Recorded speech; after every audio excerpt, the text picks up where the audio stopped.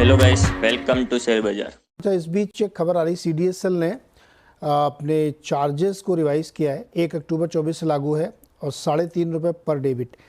ये ध्यान रखना चाहिए कि सेबी ने ये सब चीज़ें कही थी, इसलिए 1 अक्टूबर से सारी कंपनियां, ये सारे एक्सचेंजेस, ये सारी डिपॉजिटरी अपने टैरिफ प्लान को रिव्यू कर रही हैं और यूनिफॉर्मिटी उसमें ला रही हैं। अभी ₹3.5 पर डेबिट ट्रांजैक्शन टैरिफ इन्होंने अनाउंस कर दिया है।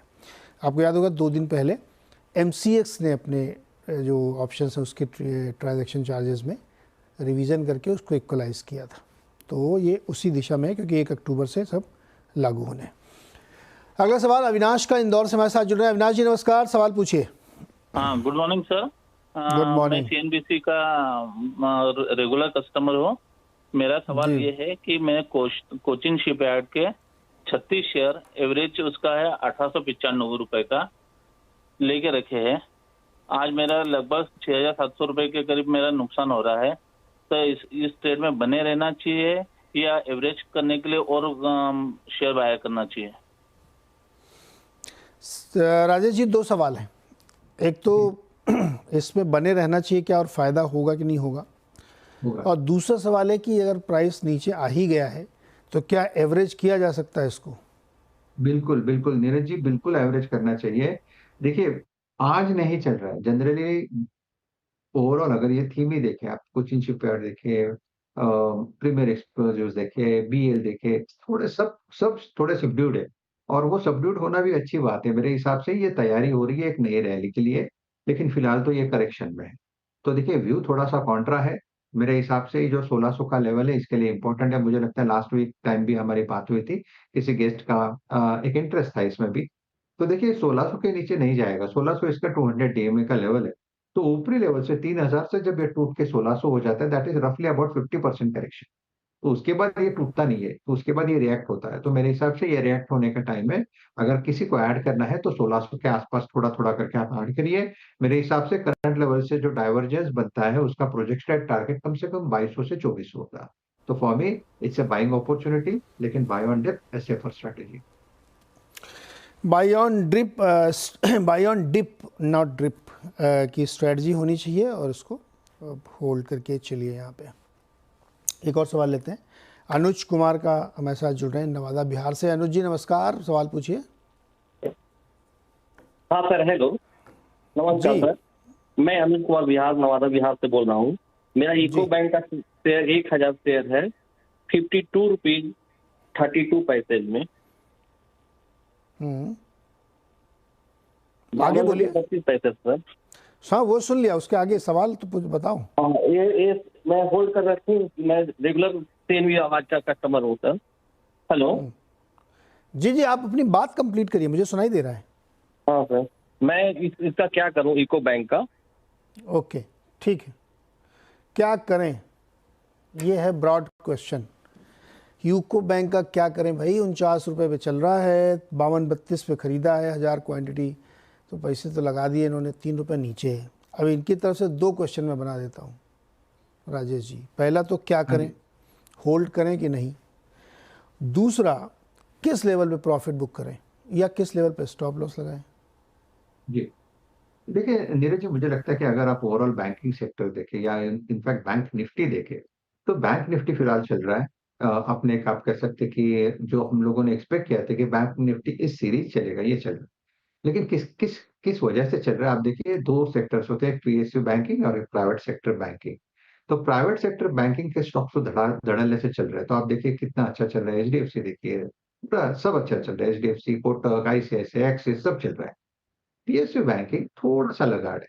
लेकिन मुझे लगता है जैसे ही सीरीज खत्म होने के बाद पीएसयू बैंकिंग में स्ट्रेंथ आएगी।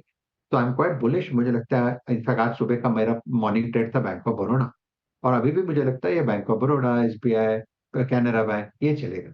सो द पॉइंट इज, अगर पीएसयू बैंकिंग चलेगा तो यूको बैंक भी चलेगा।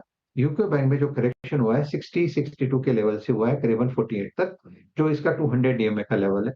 टेक्निकली यहाँ पे एक पॉजिटिव डाइवर्जेंस भी आता है। दैट सिंपली मीन्स कि करंट लेवल से लोअर साइड जल्दी नहीं खुलेगा। तो द पॉइंट इज, यहाँ पे लॉस वॉस बुक करने की जरूरत नहीं है, एग्जिट लेने की जरूरत नहीं है, आपको होल्ड करना है 46 के स्टॉप लॉस के साथ। मुझे लगता है कि नीरज जी, यहाँ से अगर ओवरऑल पीएसयू बैंकिंग संभलेगा तो ये भी संभलेगा। इसका पहला रेजिस्टेंस आएगा 54 का, दैट विल बी टारगेट 1। 54 अगर निकल गया फिर मुझे लगता है ये जाएगा कम से कम 58 to 60। So for me this is an hold. Okay, UCO bank hold करने की सलाह है आपके लिए। पटना चलते हैं रवि प्रकाश के पास। बताइए रवि, क्या सवाल है?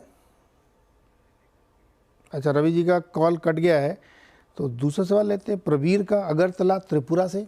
प्रवीर जी,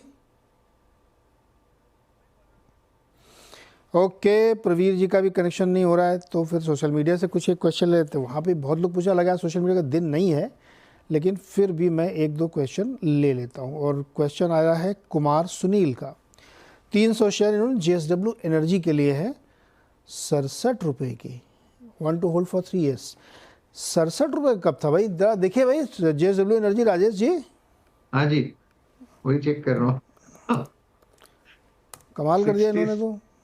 देखिए मुझे लगता है ये नवंबर की बात है। नहीं, नवंबर नहीं ये। नहीं, सुनिए सुनिए सुनिए, ये जैन 2021 और नवंबर 2020 उसके आसपास ये 67 68 के आसपास था। यस, 2020 का है। 20 21 के एंड में आप कह सकते हैं, जान जान पकड़ के चले, जान 21 तभी दिख रहा है ये बात। तो देखिए उन्होंने बहुत बढ़िया प्रॉफिट, आप कह सकते हैं बहुत बढ़िया एंट्री ली है। और सबसे बड़ी बात है उन्होंने निकलने की जल्दी नहीं की।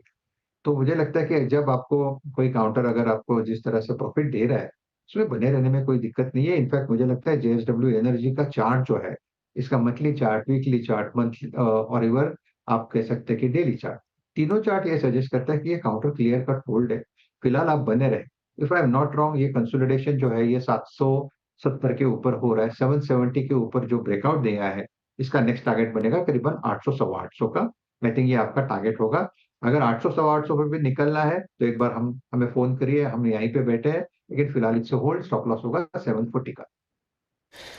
तो JSW एनर्जी होल्ड करिए। पावर सेक्टर में बहुत अच्छी डिमांड है। ये एक सेक्टर है जहाँ पे बिजली की मांग बढ़ती जा रही है दुनिया भर में। एक अंदाज़ा बताता हूँ आपको, बिजली डिमांड कितनी बढ़ रही है। जो बड़े डेटा सेंटर्स हैं ना, उसमें बहुत बिजली खपत होती है और उनको उसी से नापा जाता है कि कितना बड़ा डेटा सेंटर मेगावाट के हिसाब से। एक स्टडी कहती है कि बहुत बड़े डेटा सेंटर जो US में लग रहे हैं, उसमें इतनी बिजली खपत हो रही है कि पूरे एक शहर के कंजम्पशन के बराबर की बिजली एक बड़े डेटा सेंटर में खर्च हो रही है। तो आप सोच सकते हैं कि किस तरह की ग्रोथ भारत में भी होनी। यहाँ तो अभी शुरू हुआ है डेटा सेंटर का बिजनेस। तो किसी भी प्रकार की पावर कंपनी, चाहे मर्चेंट पावर की हो, चाहे नॉर्मल PPA वाली हो, सब पे ध्यान रखिएगा। JSW एनर्जी उसी में से एक है। खरीदारी बेचने की सलाह आप अपने एडवाइज़र से लीजिएगा, लेकिन सेक्टर बहुत स्ट्रॉन्ग है। छोटा सा एक ब्रेक, और इसी के साथ फिर राजेश जी का भी बहुत बहुत शुक्रिया। अब देखिए खिलाड़ी। थैंक यू जी, इसके बाद होगा खिलाड़ी नंबर 1।